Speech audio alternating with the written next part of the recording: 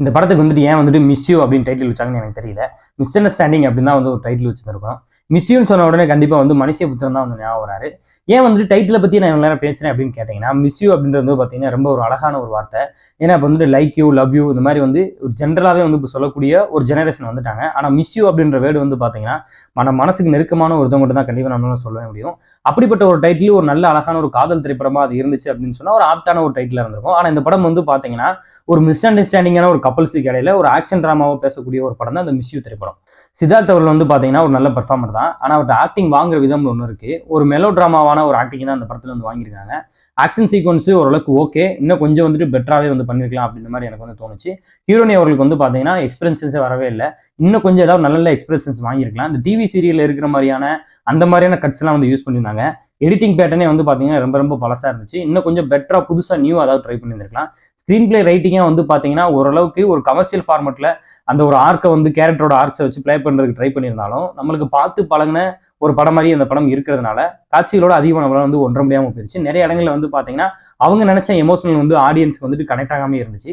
Music தான் வந்து படத்தை வந்துட்டு ஓரளவுக்கு உயிர் போட வச்சிருந்துச்சு அப்படின்னு சொல்லலாம். அது காரணம் ஜிப்ரான் அவர்கள் ஒரு சில இடங்களில் வந்து பார்த்தீங்கன்னா இந்த ஃபியூசனையும் அந்த கல்ச்சர்டிக்கான அந்த பேக்ரவுண்ட் ஸ்கோரையும் வந்துட்டு ரெண்டுமே வந்து சூப்பராக மிக்ஸ் பண்ணி வந்து போட்டிருந்தாரு. அது ஒரே ஒரு விஷயம் தான் படத்தை வந்துட்டு ஓரளவுக்கு உயிர் போட வச்சிருந்துச்சு. அதுலேயும் வந்து பாடல்கள் எல்லாமே வந்து பார்த்தீங்கன்னா ரொம்ப ரொம்ப சுமாரான பாடல்கள். அது மட்டும் இல்லாமல் பாடல்கள் பிளேஸ் பண்ண இடங்கள் எந்த இடத்துலையுமே வந்து பாட்டு வந்து சரியான இடத்துல வந்து பிளேஸ் பண்ணவே இல்லை. ஏன்னா பாட்டே சுமாரான பாட்டு அப்படின்ற வகையில் ஒரு நல்ல இடத்துல வந்து அந்த பாட்டு வந்து பிளேஸ்மெண்ட் பண்ணப்பட்ட இடம் இருந்துச்சு அப்படின்னு சொன்னால் உட்காந்து பார்க்குற மாதிரி இருந்திருக்கும். இந்த இடத்துல நம்மளுக்கு வந்து பாட்டை போட்டுறாங்கன்னா அப்படின்னு தோணும் போது அந்த இடத்துல வந்து பாரில் வந்து ஒரு பாட்டெல்லாம் வரதெல்லாம் வந்து ரொம்ப ரொம்ப கொடுமையாக இருந்துச்சு. ஃபர்ஸ்ட் ஹாஃப்ல வந்து பார்த்தீங்கன்னா இத்தந்தண்டி என்னடா அப்படின்னு கேட்டிங்களா, மொரட்டு லேக், அவ்வளோ பெரிய லேக். ஸ்டார்டிங்கில் படம் ஆரம்பிச்சு ஒரு 10-15 நிமிஷத்துலேயும் அதுக்கடுத்து படம் ஓரளவுக்கு ட்ராவல் ஆகி போது 1-2 கேரக்டர்ஸ் இந்த கருணாகரன் இவங்களாம் வந்து படத்துக்கு சப்போர்ட் பண்ணி அப்படி இப்படின்னு படத்தை நகர்த்தி கொண்டு போகிறாங்க. கடைசியாக வந்துட்டு ஒரு ட்விஸ்ட் அப்படின்ற விதத்தில் வந்து இன்ட்ரோ பிளாக் வந்து முடிக்கிறாங்க. முடிச்சதுக்கப்புறம் ஒன்று தான் தோணுச்சு, ஏதோ ஒரு லேக் இருந்துச்சு. ஆனால் அந்த லேக் வந்து அந்த படத்தை நம்ம வந்து படத்தோட கனெக்ட் பண்ணாமே வந்து ஃபர்ஸ்ட் ஹாஃப் போய் முடிஞ்சிருச்சு அப்படின்ற மாதிரியான ஒரு ஃபீலை தான் கொடுத்துச்சு.